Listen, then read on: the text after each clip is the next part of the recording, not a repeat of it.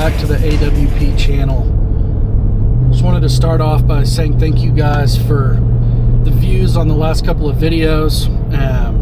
I was definitely shocked by the amount of views that we received just within the first several days. Honestly, I expected it to really just be my close friends and family. Didn't really expect to see many views on them. But when I saw a couple hundred views or so after the first day or two, I was pretty stoked about that. So I appreciate you guys. I appreciate you guys watching the video. I appreciate you guys taking the time out of your days to watch my content. So that's a big deal. Currently headed down to my local 3D archery range here in Northwest Arkansas. I had a couple of comments, and I've gotten questions from people in the past just asking about what my archery setup is. What does my bow setup look like? I figured this would be a great opportunity to share that with you guys. So when I get down there, I'll walk you guys through my whole setup. What's my bow? What's my quiver, sights, everything there. What my arrow setup is. I'll kind of walk you guys through all of that. So I'll see you guys down there. All right, guys. So we've made it down here to the range. We're down here at John L. Hunt, my local archery range here. It's the John L. Hunt Outdoor Center. So they have a lot of really cool stuff here. They have Arkansas Game and Fish on site, chronic wasting testing and all of that they do here. But on top of that, they also have the Nature Center where you have kids field trips and stuff like that. Really cool setup. They have a kids park, big 3D range. I think there's 30 targets here, I want to say. But just a lot of stuff here that's really cool that they provide that for the community. But I'm gonna get my bow set up here, and we'll walk down to the range.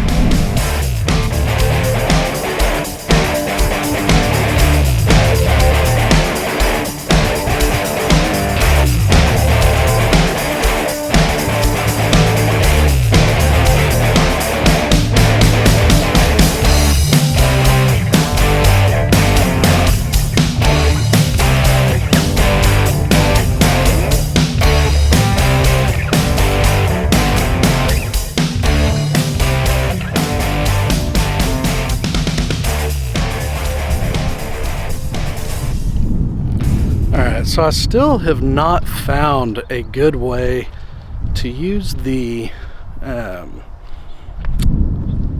stealth rig with a backpack. So that's something I am working on, but man, I just hadn't found a good way to do it. So I'm just gonna keep doing what I'm doing, carrying my bow for now, and we'll figure it out. Hopefully before going to TAC, hopefully we'll figure that out. So we're heading down here. It's a little bit of a walk. Need to lock my truck. It's probably a couple hundred yards down here.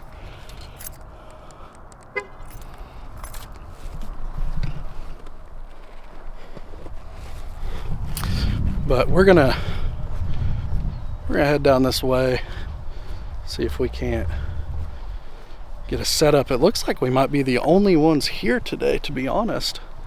There's nobody else. The parking lot has some cars in it, but most of these are Arkansas Game and Fish vehicles, so doesn't look like there's many people here at all. Looks like there might be some people out on the playground. But when we get down there, I'll come back to you guys. All right, you guys are gonna have to forgive me a little bit for the wind noise out here today. It's a little bit windy, but finally made it down here to the pavilion. I was coming out here today really just to finish setting up my bow for the TAC event coming up in Oklahoma. I think it's April 19th is the date that we're going down there. We got 3 spots, so we're gonna go down there and hang out for the day. I think we're shooting the Jack Links course. So really wanted to finish setting up my bow. Figured this would be a great opportunity to really run you guys through what I was working with and what my setup looks like for TAC this year. So really just to kick us off, I started this year, I've been shooting the Bowtech SS34. I got it in the Optifade Subalpine Camo with the matching tight spot quiver. One of my favorite things about this bow is a draw cycle. So when they named it the SS for Super Smooth 34, they were spot on with this. I've owned PSE, Elite. I've shot a lot of Matthews bows in the past. As far as the smoothness of the draw cycle goes on this bow, in my opinion, it blows all of them out of the water. It's not even close. The SS34 was actually awarded Field & Stream Best of the Best draw cycle for 2023, so I think that says something for it. I'll walk you guys through some of the specs on the bow real quick. As you can see, the bare bow weighs 4.7 pounds, pretty light for a 34-inch axle-to-axle bow. It offers a 26 to 31.5-inch draw length for those of you who have the longer draws. The one that I have is a 70-pound bow. I currently have the draw weight set to about 74 pounds with the factory strings. Their website says that you'll see about 331 feet per second. I haven't measured the speed on my setup, but I have been extremely happy with this bow throughout this hunting season. So really enjoyed it for that. Next, I'll move on to my sights. I'm shooting the Spot Hogg Tommy Hog. Really like this setup so far. I like the open sight picture with the stacked single pin. For my setup, I have the top dot set at 20. Really, if I have it set at 20, the second pin is normally about 35 yards.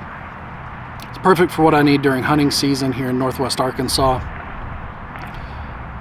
Most of my hunting spots, I don't need anything further than 35. It's just too thick around here to have any of those longer shots. The sight-in process on this bow is super easy. You put your sighting tape on, sight in at 20, sight in at 60, then match the number from your 60-yard sight in on the sight in tape with the number on the tape that they provide you. I think there's 30 different tapes to choose from. So when you match those up, you should be dead on at any other range out to 100 yards. From my experience, I've had really good luck with that. As long as I take my time, set my 60-yard pin where it needs to be and get it really accurate, at that point I've seen that I'm extremely accurate anywhere between 20 yards all the way out to 100 with no issues. I really like the micro adjustments on this sight. Makes it super easy to really dial it in to where it needs to be at. I did have to add in a sight illuminator to this sight. I just wasn't getting the illumination that I needed if I was hunting out of a blind at first light or last light. You can purchase those Spot Hogg brand illuminators on Amazon for pretty cheap. It just screws right into the pre-threaded location on the sight. So super easy to install, pretty cheap to buy, so easy fix there. So let's talk stabilizers. I'm running the Torx Micro Hunting 12-inch front bar, 10-inch back bar. On the front stabilizer, I did add a 10-degree offset bracket, so nothing really crazy there. Pretty standard setup as far as stabilizers go. Moving on to the rest, I'm a huge promoter of the Hamskea Pro Hunter. I love everything about this rest. It's super stable, super quiet, extremely easy to tune. But as much as I shoot, this is really up to your preference, but as much as I shoot, I like to have a limb-driven rest. So that I don't, every time I change out strings, I don't have to reset my rest every time. I really like that. The only thing I've added to this rest is a little bit of moleskin tape to help out with the sound reduction when drawing the bow. But really that's it as far as the rest goes. I just recently, about 2 months ago, switched to the Victory Rip TKO arrows. I'm running the V3 Gamer series. This was my first time fletching my own arrows, and after a lot of research, I decided to go with the Boning X3 vanes. I fletched them with a 2-degree left offset. Love the stiffness of these vanes.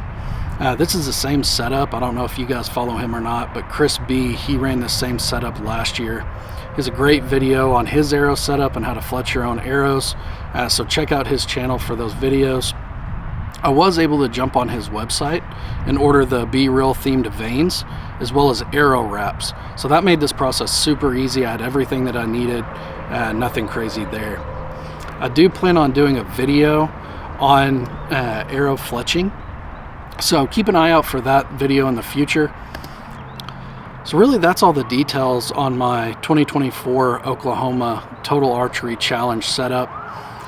This event is going the 19th through the 21st in Broken Bow, Oklahoma. So I'll be doing a video on that event as well. So make sure that you subscribe to the channel, turn on your notifications so that you see when I release it. As always, I appreciate you guys. Thank you for watching, and I hope you have a blessed day. I'll see you next time.